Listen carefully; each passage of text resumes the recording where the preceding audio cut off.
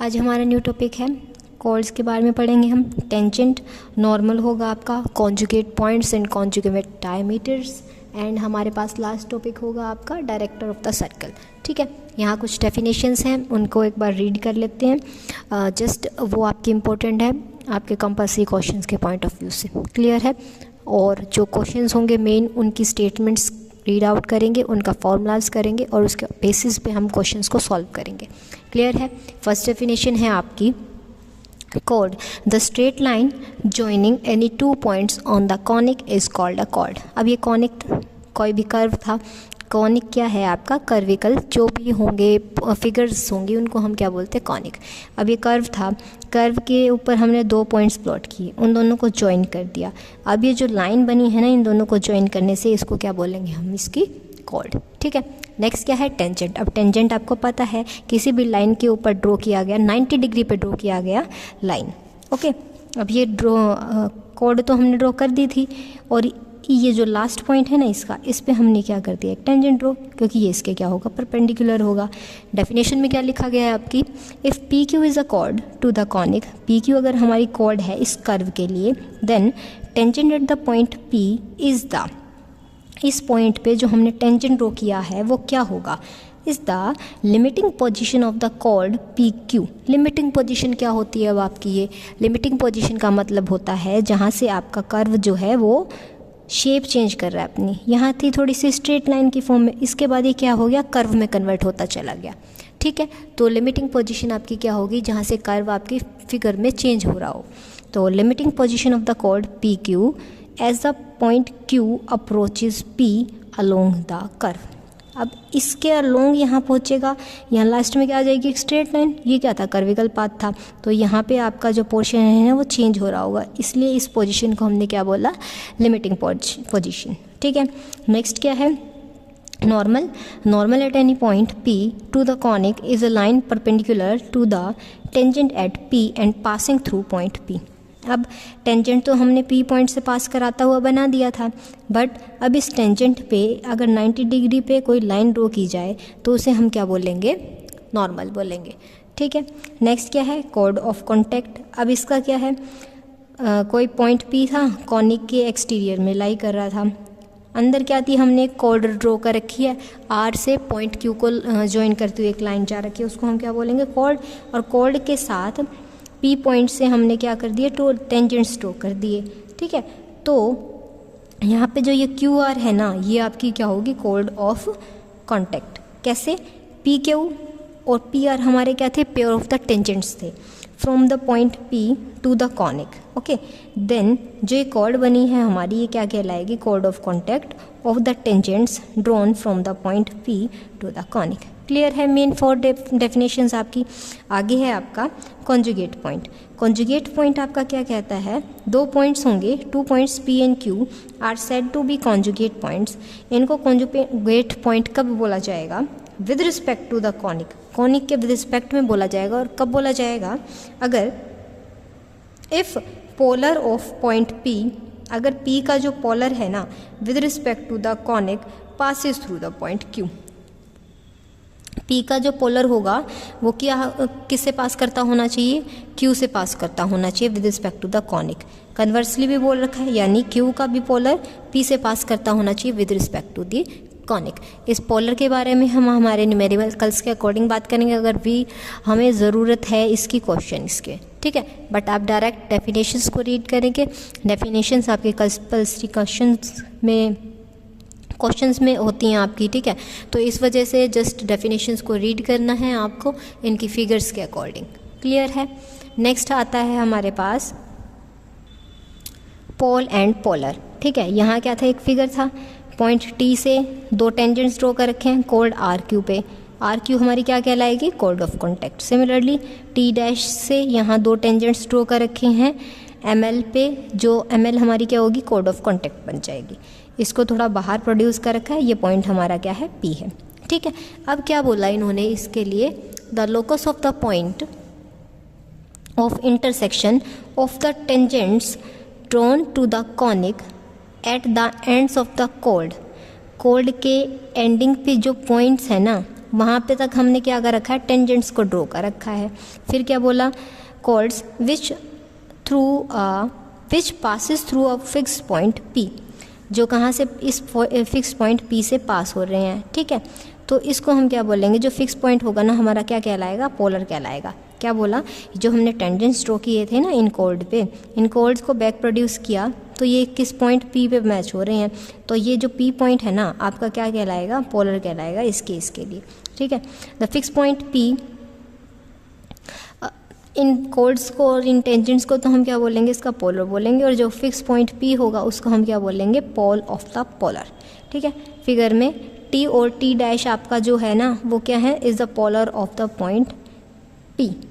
यहाँ से टेंजेंट्स को ड्रॉ किया गया था, इसलिए ये दोनों हमारे क्या हो गए हैं, पोलर हो गए हैं किसके, पॉइंट P के, और पॉइंट P हमारा क्या कहलाएगा, पोल कहलाएगा। Just these are limited up to your definition, ठीक है।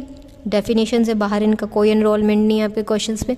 पोल फाइंड आउट करना है हमें, बट वो डिफरेंट फार्मूला होगा उसके लिए, ठीक है।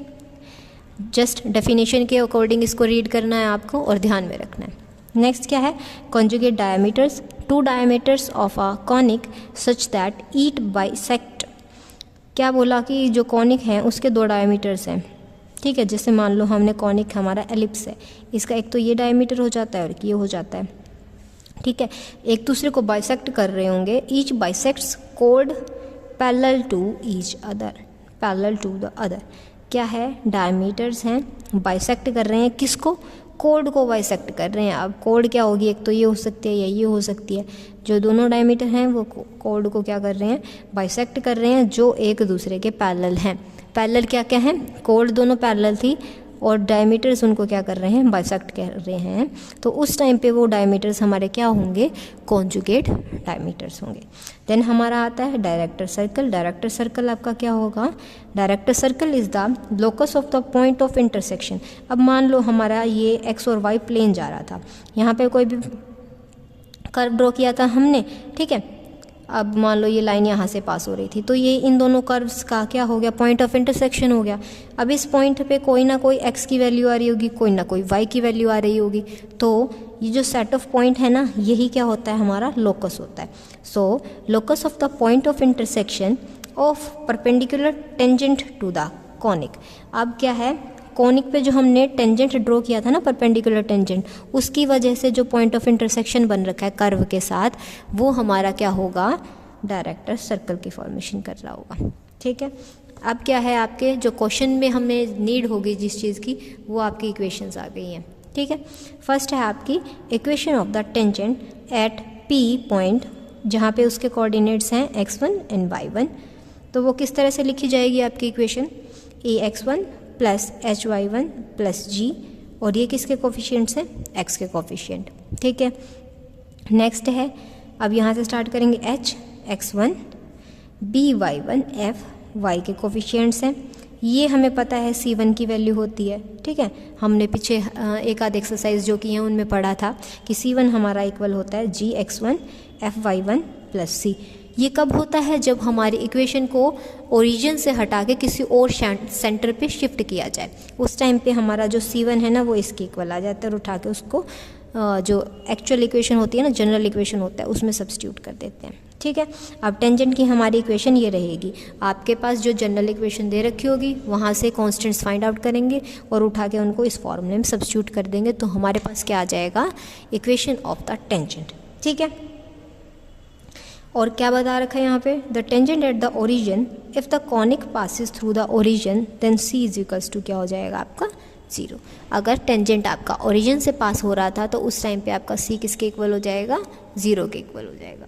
अब टेंजेंट की बात हमने कहा कि ओरिजिन पे की, तो x1 और y1 की वैल्यू 0 हो जाएगी, तो ये सारी टर्म्स 0 हो जाएंगी, और नॉन ज़ीरो हमारे पास क्या बचेगा, gx plus fy is equals to 0, ठीक है।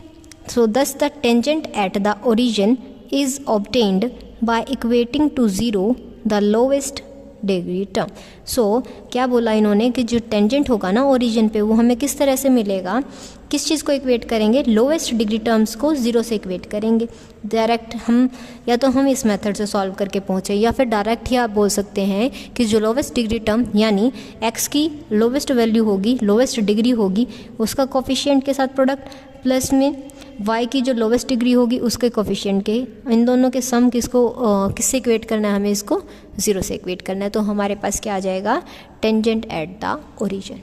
ठीक है, नेक्स्ट क्या है, equation of the normal at point x1 y1 to the conic. हमारे पास जो टेंजेंट की इक्वेशन थी ना वो किस तरह से थी, ax1 hy1 g, x का कोफिशिएंट था ये। ठीक है, y का कोफिशिएंट क्या था, hx1 by1 f, साथ में क्या था gx1 fy1 plus c is equals to 0।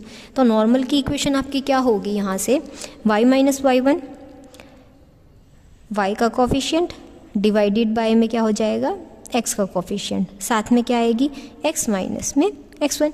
वैसे हम स्लोप निकालते थे तो आपका क्या होता था, जो y का डिफरेंस होता है और x का डिफरेंस होता है, यही निकालते थे ना हम पॉइंट्स में। तो वही ले रखा है, यहाँ पे y का कोफिशिएंट है, बाय में क्या है x का कोफिशिएंट है, और यहाँ क्या हो गया x माइनस में x1। ये आपका फॉर्मूला था। वैल्यूज़ होंगी आपके पास जनरल इक्वेशन से, डायरेक्ट उठा के उनको यहाँ सब्स्टिट्यूट करेंगे, आपके पास नॉर्मल की इक्वेशन आ जाएगी। ठीक है, नेक्स्ट क्या है, intersection of general conic and the line, वो किससे रिप्रेजेंटेड होगा, इससे। उठा के दो वैल्यूज़ को एक वैल्यू निकाल लेंगे, देन दूसरे से बाकी दोनों से हम उठा के वैल्यूज़ निकाल लेंगे, जिसकी जैसे भी नीड हो आपको। ठीक है, नेक्स्ट क्या है, to find the condition that px1 y1 and qx2 y2 are conjugate point with respect to the general conic। अब हमारी जो टेंजेंट की इक्वेशन थी ना, ठीक है, इसमें क्या किया था, x1 और y1 जहाँ लिख रखे हैं वहाँ तो ठीक है, जहाँ नहीं लिख रखे हैं उस प्लेस पे आपको क्या कर देना है, 2 लिख देना है सुपरस्क्रिप्ट में। तो यहाँ क्या हो जाएगा x2, यहाँ y2। ठीक है, अभी इनकी प्रोडक्ट कर देंगे, हमारे पास ये इक्वेशन आ जाएगी। ठीक है, ये क्या हो जाएगी आपकी इक्वेशन, कंडीशन हो जाएगी जब आपके पास दो पॉइंट्स हों, दोनों कॉन्जुगेट पॉइंट हैं, किसके विद रिस्पेक्ट में, जनरल कॉनिक के विद रिस्पेक्ट में। क्लियर है, दोनों पॉइंट्स को उठा के आपको जो टेंजेंट की इक्वेशन होगा ना उसमें सब्स्टिट्यूट कर देना है, तो आपके पास क्या आ जाएगी, कंडीशन आ जाएगी दोनों पॉइंट्स के कॉन्जुगेट होने की। यहाँ क्या है, डायरेक्टर जनरल जो डायरेक्टर सर्कल है ना उसकी इक्वेशन गिवन है। ये किसके बेसिस पे गिवन है, आपकी जो जनरल इक्वेशन होती है ना, क्या होती है, ax² plus 2hxy plus by² plus 2gx 2fy plus c is equals to 0। ये जनरल इक्वेशन होती है। इसको थोड़ा सॉल्व करने के बाद हमारे पास ये इक्वेशन आ रखी है। वैसे मेन फॉर्मूला होता है आपके पास डायरेक्टर सर्कल की इक्वेशन फाइंड आउट करने का, S1 is equals to t²। ठीक है, S किसको बोला गया है, इसको जब आपकी इक्वेशन x और y वेरिएबल की फॉर्म में हो। S1 कब होगा, जब आपकी इक्वेशन x1 और y1 वेरिएबल की फॉर्म में आ जाए। t आपका क्या है, जो हमने इस के लिए टेंजेंट की इक्वेशन फाइंड आउट करी है उसका स्क्वायर। ठीक है, इसके बाद आपके पास क्या स्टेप होगी, आपको क्या निकालने हैं, x² के कोफिशिएंट निकालने हैं यहाँ से, इन दोनों की प्रोडक्ट के बाद, और इस इक्वेशन से x² के कोफिशिएंट्स और y² के कोफिशिएंट्स, और उनका क्या कर देना है, सम कर देना है। ठीक है, फिर सेकंड क्या होगा, वहाँ पे आपके पास कोई भी टर्म x और y की फॉर्म में नहीं होनी चाहिए। Then it is a second degree equation in x and y। तो लास्ट में हमारे पास क्या आ जाएगी, सेकंड डिग्री की इक्वेशन होगी, वो हमारी क्या कहलाएगी, डायरेक्टर सर्कल की इक्वेशन। क्लियर है, थोड़ा न्यूमेरिकली कर लेंगे तो आपको और भी क्लियर हो जाएगा। अब हमारे पास फर्स्ट एग्जाम्पल है, ऊपर भी लिख रखा है, यहाँ क्या लिखा हुआ है, if the conic is parabola then AB is equals to h² हो जाएगा आपका, and locus is a straight line known as the directrix. तो उस टाइम पे जो लोकस है आपका वो क्या होगी, एक स्ट्रेट लाइन होगी, और क्या, एक डायरेक्ट्रिक्स होगी। क्लियर है, ठीक है। तो फर्स्ट एग्जांपल आता है आपका, find the equation of the tangent and normal to the conic is, conic की इक्वेशन क्या गिवन है, x² plus 2xy minus y² plus 2x plus 4y plus 1 is equals to 0। और किस पॉइंट पे निकालना है, -2 एंड 1 पे। ठीक है, तो अब क्या करेंगे, इसको जनरल इक्वेशन से कंपेयर करेंगे। हमारी जनरल इक्वेशन क्या होती है, general equation ax² plus 2hxy plus by² plus 2gx plus 2fy plus c is equals to 0। ठीक है,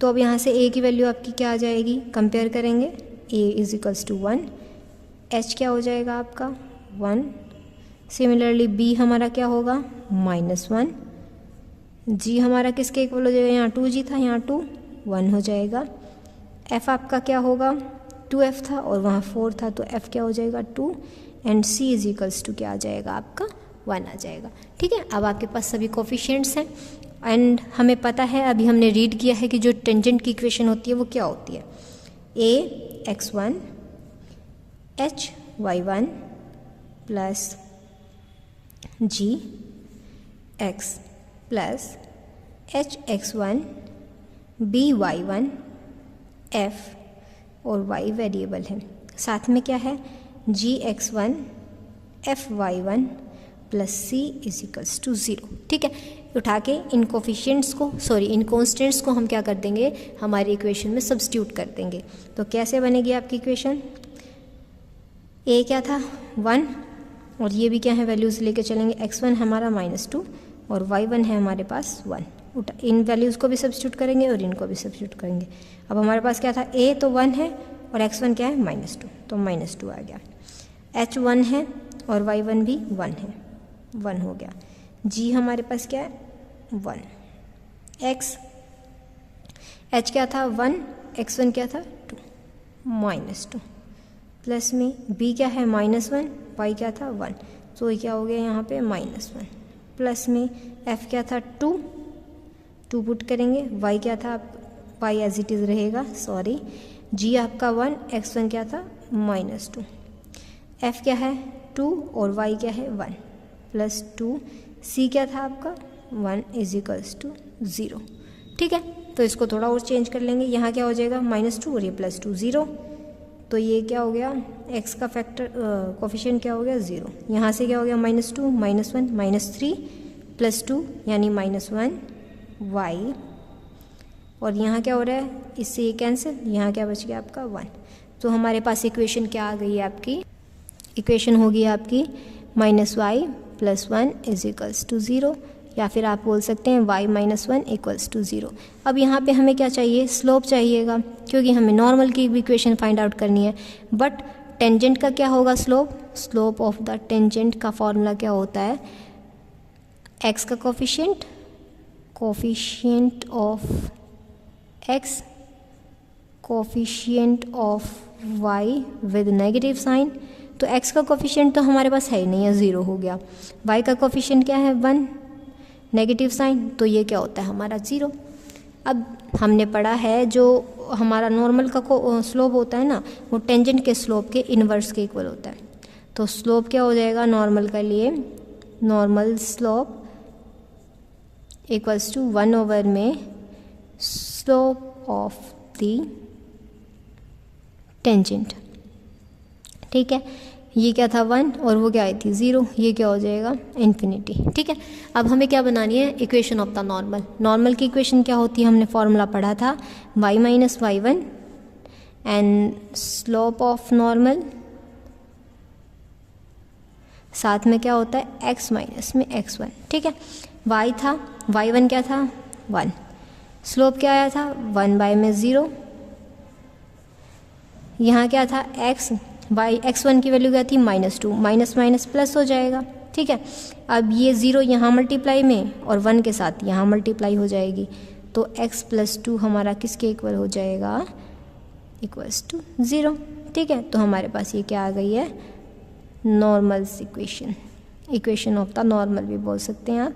ठीक है, नॉर्मल की इक्वेशन आ गई है, टेंजेंट की इक्वेशन हमने फाइंड आउट कर ली थी, यही चीज़ हमें इस क्वेश्चन में क्या करना था, फाइंड आउट करना था।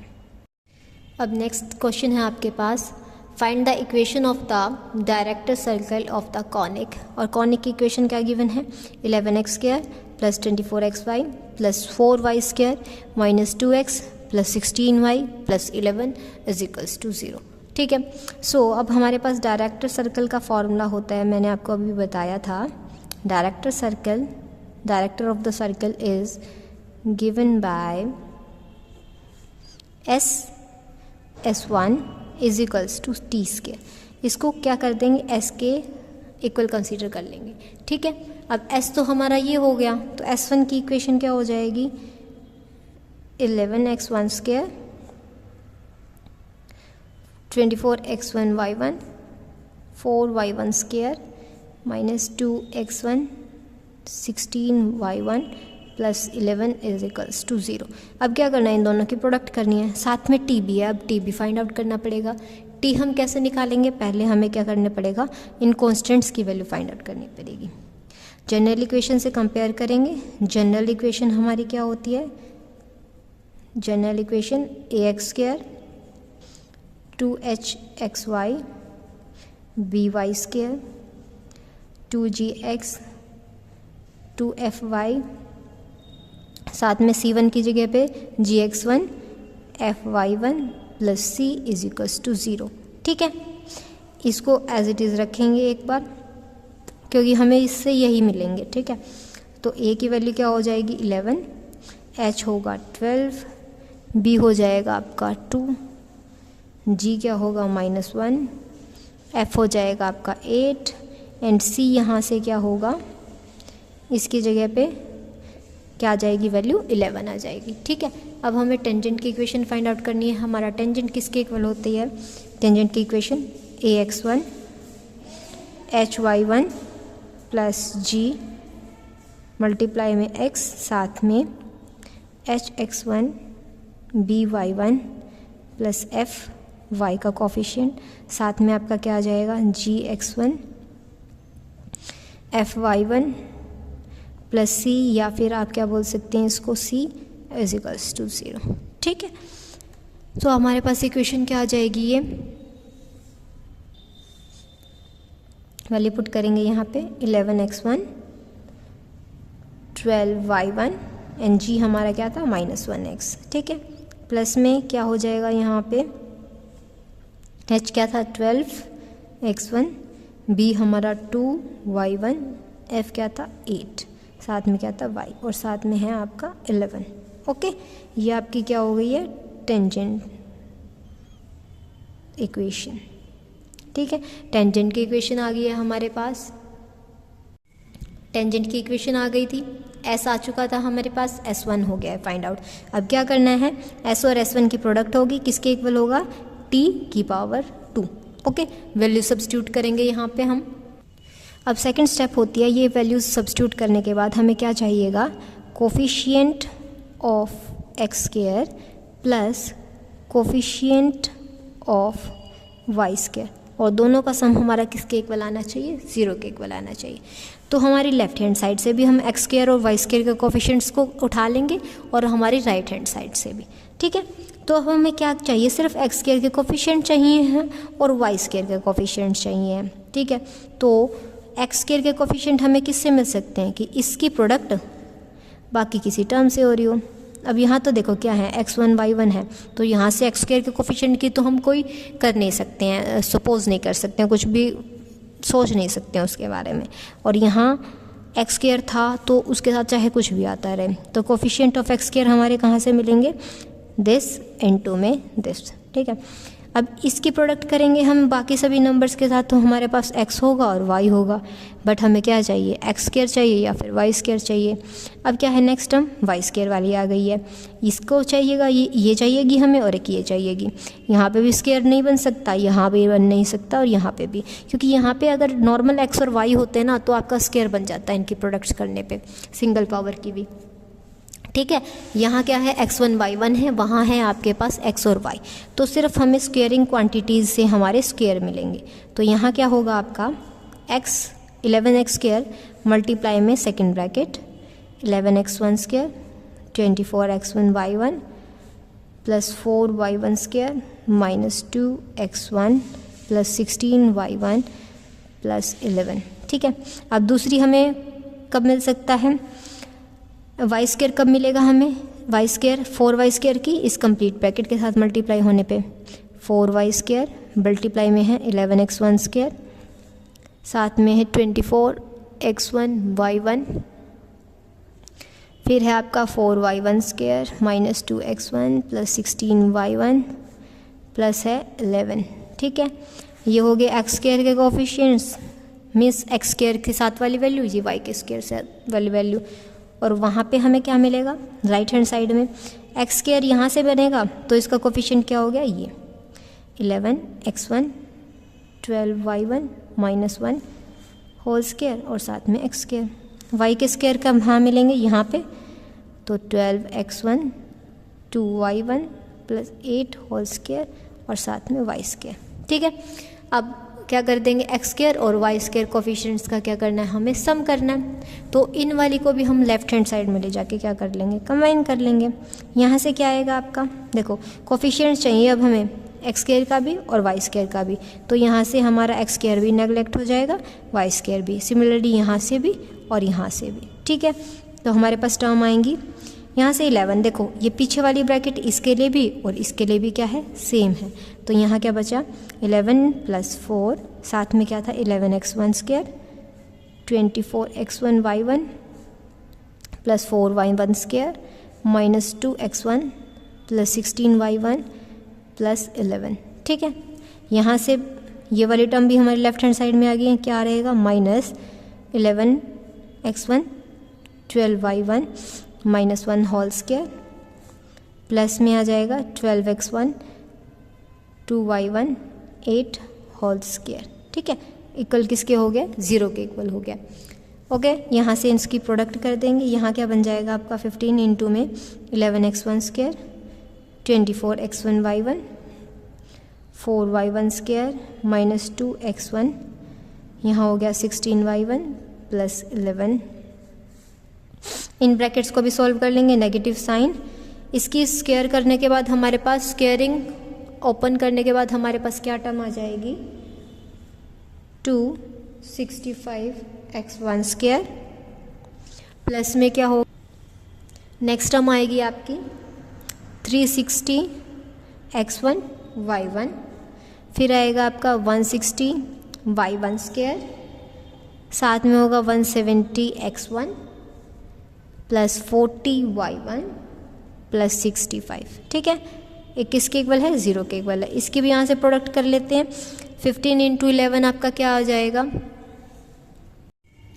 यहाँ पे इसकी प्रोडक्ट करेंगे क्या आ जाएगा आपका 15 11 से क्या होता है आपके 165x1 स्क्वायर, 15 × 24 आपका आ जाएगा 360x1 y1, 15 4 60 y1 square, 15 × -2 30x1, 15 × 16 आपका क्या हो जाएगा 240 y1, 15 × 11 हमने अभी निकाला है 165। ठीक है, माइनस में आपके पास क्या है 265x1 square -360x1 y1 -160y1 square -170x1 -40y1 -65 = 0।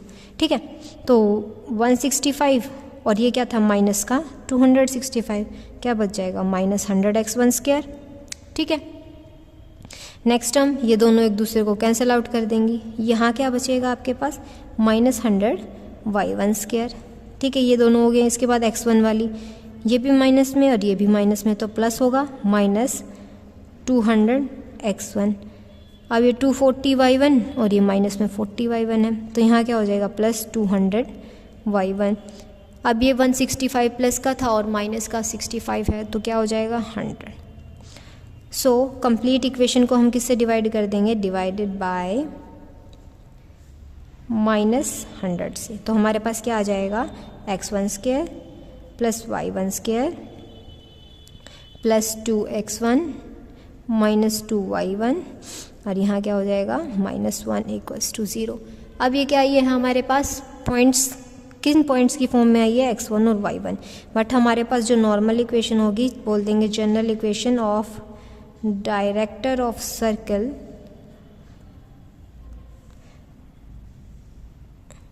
After solving is x square + y square + 2x - 2y -1 = 0। ये हमारी क्या हो जाएगी डायरेक्टर सर्कल की इक्वेशन। ठीक है, क्लियर है? ये आपके दो मेन एग्जाम्पल्स थे, बाकी जो आपके एग्जाम्पल हैं हम नेक्स्ट पार्ट में कंटिन्यू करेंगे।